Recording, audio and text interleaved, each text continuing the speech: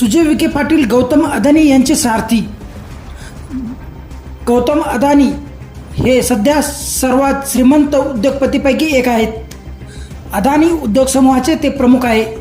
आज सायंकाळी त्यांनी साईबाबांच्या दर्शनासाठी शिर्डी येथे हजेरी लावली आहे। साईबाबांचे मनोभावे दर्शन घेऊन साईबाबांना सफेद रंगाची शाल देखील चढवली आहे। ते येणार असल्याने मोठा पोलीस बंदोबस्त लावण्यात आला होता। त्यांच्या समवेत भाजपचे डॉक्टर सुजय विखे पाटील हे दिसून आले।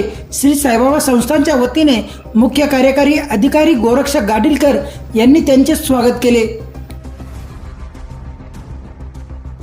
दर्शनानंतर गौतम अदानी ज्या गाडीत बसले त्या गाडीचे सारथी डॉक्टर सुजय विखे पाटील हे होते।